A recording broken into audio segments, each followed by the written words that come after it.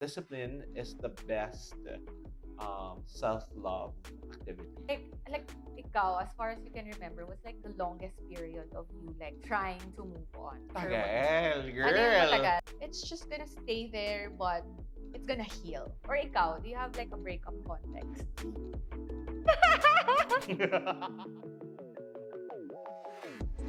Hello, hello. Okay. Di ba ganun nagsa-start yung ibang podcast? Ano Podcast. sila? Podcast, Okay. hello. Okay.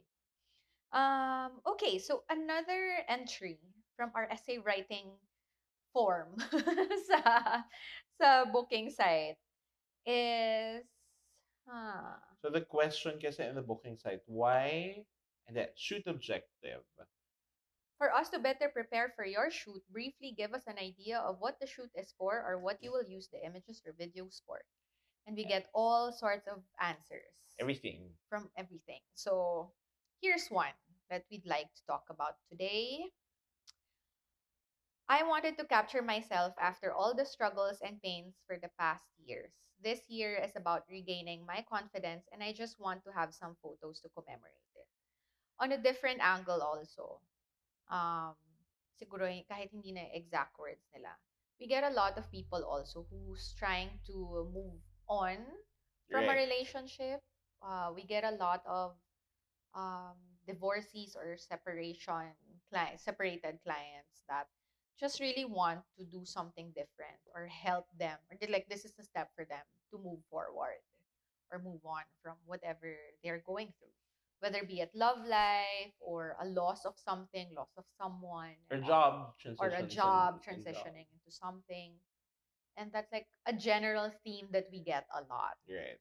So like, yeah, moving on is sabi nga kanina ni Rashid, right? It's moving on is very vast kasi it can be in different contexts. But actually, you can really move on from something. It's like you're really moving forward. Right. Because it's a part of you already. Yeah. Parang no matter what it is, talagang it will leave a scar. And like any other scar, it's just gonna stay there, but it's gonna heal. Ay! Yeah. Gusto mo yon. I love it. Okay. Too early. Okay. All right. With that, here are 3 tips on how to move forward.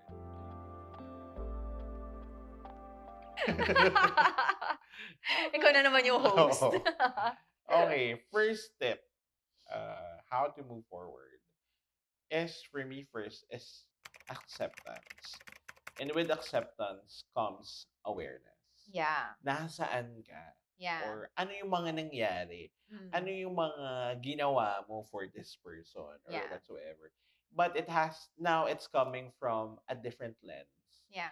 Kasi I feel like if you're coming from a breakup, parang you're now seeing it on a more objective Yeah. perspective. Na parang, ginawa ko to Yeah. pala. Ganyan, Yung mga right? linya na binigay ko naman lahat ng oras. It's like, it's when, di ba when you break up with someone, parang you investigate everything. Nasaan ba ako nagkamali? Right. And you question yourself na Yeah. eh. Ano bang nangyari? It's you actually trying to figure out where you're at. Right.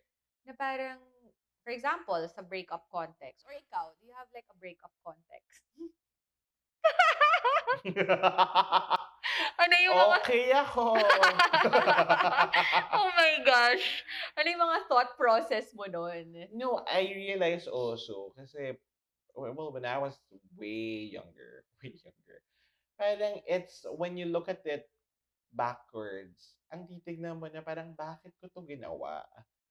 Na kasi parang, why did I do this? Why did I choose to do this?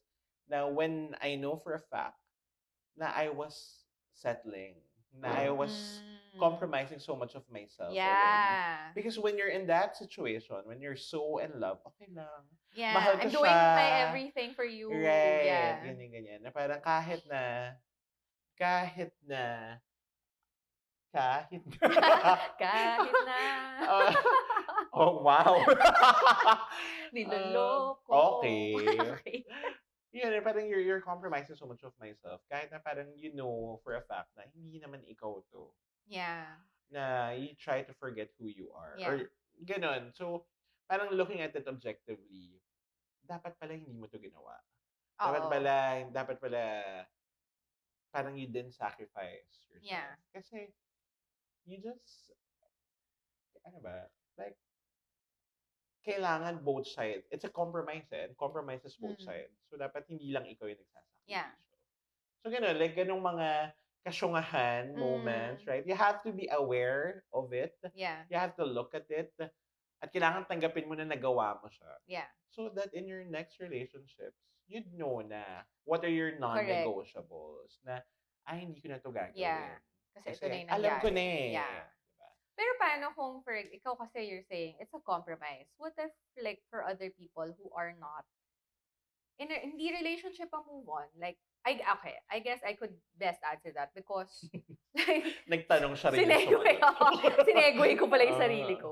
Like for me kasi my context of moving on that I like na super impactful for me was my failed businesses. Great. It's hindi naman mag-a-adjust yung negosyo sa akin eh. Mhm. So there's no compromise there kasi I'm the one controlling it and running it. Hindi naman wala namang emosyon yung negosyo para mag-react na dapat Great. ito ginawa mo. So like how do you move on from something like that? For me, at that point was, na parang na-realize ko na it wasn't working already because number one, I was so affected emotionally and mentally and physically. It was Mhm. already taking a toll on my body and on my mind and even with my relationships. Kasi parang it's not working na. I'm trying to hold on to it na hindi kaya pa, kaya pa. Pero the reality is, hindi na talaga kaya. It's not gonna work anymore. Great. So it came to a point where even more than the numbers dictating to me na it's not working anymore, it was like everything else started to fall na unti-unting tinatanggal ni Lord na even yung sa Hindi mo lesson, nare-realize, ah. o hindi mo The hindi pa numbers, enough hindi pa, pa enough ang nalugi numbers. ka na. Sige, ibang aspeto. Exactly. Na parang nag-aaway na kami ng jowa ko no'n, na parang kasi nasa kanya ko na pala nadadala. Hindi ako nakakatulog. I was so, so, so stressed. My body, like, hair fall galore and all of that. So parang dun ko na na-realize, okay, I have to cut my losses already. There's Mhm. something that needs to be done because it's not working. Great. I can't keep doing this. If I keep doing the same things over and over again, it's not gonna change. In the same way in a relationship, keep doing the same things, it's not gonna change also. You Right, have to right, do something different for right. change to happen. Yeah. But also, so di ba, nandun ka sa looking back, analyzing, being objective about like what you did and what you failed to do whatsoever, right? You also have to learn to forgive yourself. Yeah. I think for you to actually move on, when you start accepting the fact na, okay, may mali ako, may mali siya, okay, it's not meant to be, kahit That's true. business-wise, you have to forgive yourself Yes. na, okay, okay lang yun. At least now Yeah. I'm learning. Now, Correct. let's move forward. Yeah. Because when you don't forgive yourself, you're gonna be too hard on yourself, Yeah. and so in the next relationship, may it be business or uh, romantic relationship, you're gonna be hard on yourself also to Yeah. make things so perfect naman, Correct. diba? Oo. Masyado ka namang nagiging, kailangan yung next ganito. Right. Parang you're It's super strict. limiting. Yeah, you're super Right. limiting yourself already to other possibilities. Only Right. if you change your mindset and Right. forgive yourself. Right. Yeah. So yeah. So again, first step, be aware, accept, and forgive. Yeah. And Ang dami ng ang first dami ng step. first. Sakto. Dami ng first step. And you also have to like grieve through it. Like parang feel the pain. Yeah. Kailangan mong pagdaanan eh. Feel the pain. It's just that knowing na parang wag namang 1 year mong feel yung pain. Ganon. Yeah. Baka na-enjoy mo na masyado Yeah. yung pain. And So, grieving comes in so many different forms for people. Like, yung iba, hang out with friends, right, inuman, right. or yung mga naging super popular na moving on trips na pupunta sila sa bundok, sisigaw sa bundok. Diba? Ang dami for a Ginawa time. ba yun? Hindi. Hindi. Never pa akong nag-ano. Okay, ako rin. Nag-walling ako. Okay. As an OA person, as a dramatic person. For other people also, they ask for help from other people. Yeah. They seek for help na, That's a second tip. na to ask for support. Yan, oo. Right. So you can ask for support because it's you're not alone in it. You have a lot of people around you who will support you and help you through it. Whether it's to put wisdom in you again, to put you in the right track again, or whether it's just to have a good time for now, just to let your mind off it. Right. Sometimes kasi, diba, parang if you're coming from a breakup or from a failure, ganyan, um, yung, it comes with shame.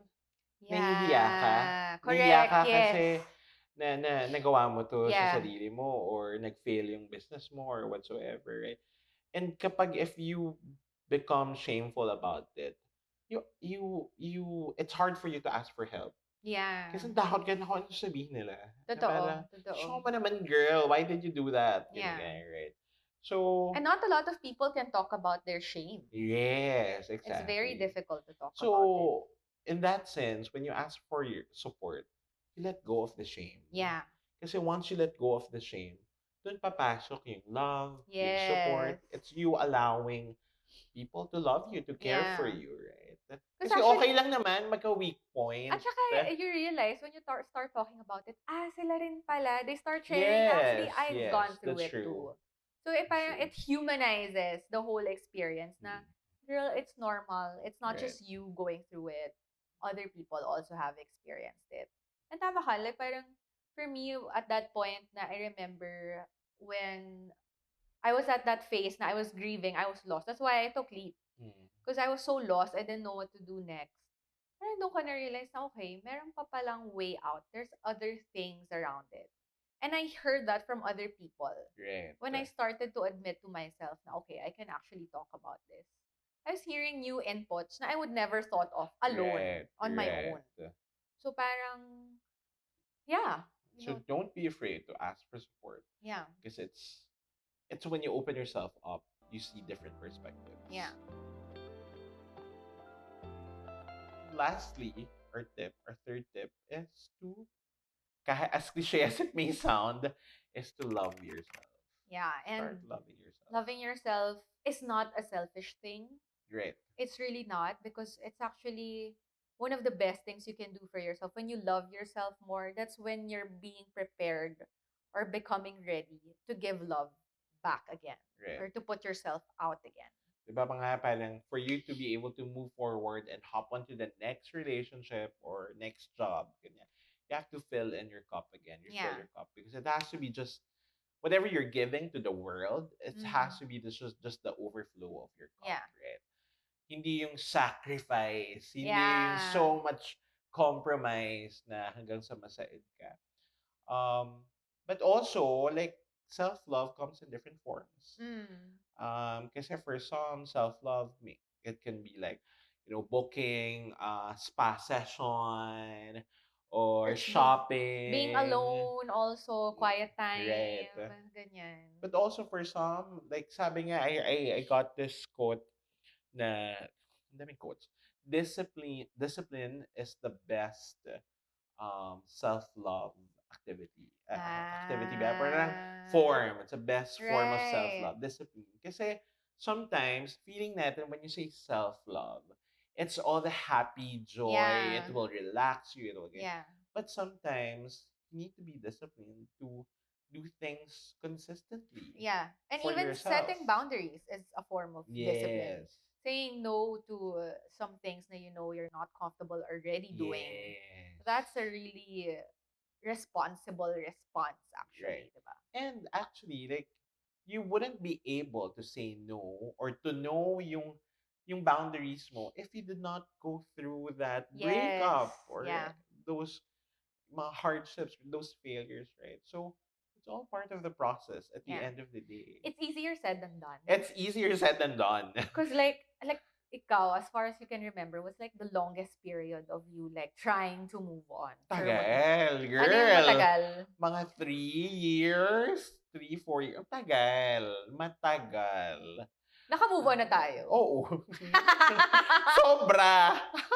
Baka kasi 3 From years. that, ha? Akala ko kayo 3 years. Kasama ngayon? Oh, hindi. Matagal. Sobrang tagal. Ganun. Kasi that time, well, I was younger and also like the victim mentality is there na parang kawawa naman ako, iniwan niya Yeah. ako, ganyan. Yung mga ganun thoughts, Yeah. right? It's all your insecurity, Yeah. ganyan. It was also during Leap when I was able to Oh, move on okay. yearly because doon ka na like, parang may lesson. Leap is a coaching program where we met. Uh, This is such naman, an ad for oo them. nga eh.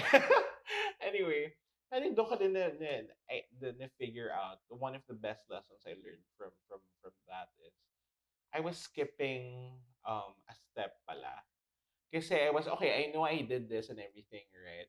And I was so eager to move forward already Yeah. doing things, but I forgot to forgive myself. Right. Yes. I agree.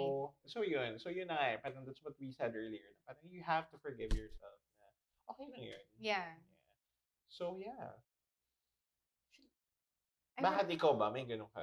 na Na the the worst moving Oh forward. yeah, and I feel like you know this.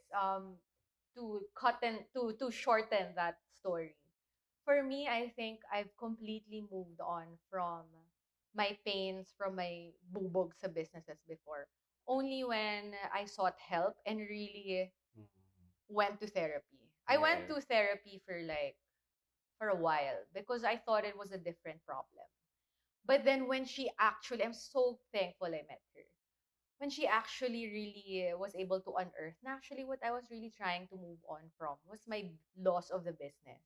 Mhm. That was such a moment because I remember the word she said was like, is it possible that you're grieving the loss of your business because it also represents a big part of who you think you were, Yeah. who you thought you were? Right.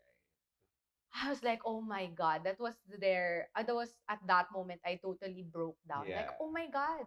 Yeah. Because that's been my childhood. That's been my childhood dream. Na beyond actually the business, actually pala. Hindi pala yung business yun. My dream of becoming a doctor. Ah, yeah. Na hindi ko siya na let go for the longest time. Na it was manifesting in how I was managing my businesses before. Right, right. And when she said like, Janine, you have to let it go. So parang nagkaroon kami ng process like as in like parang anong tawag dun?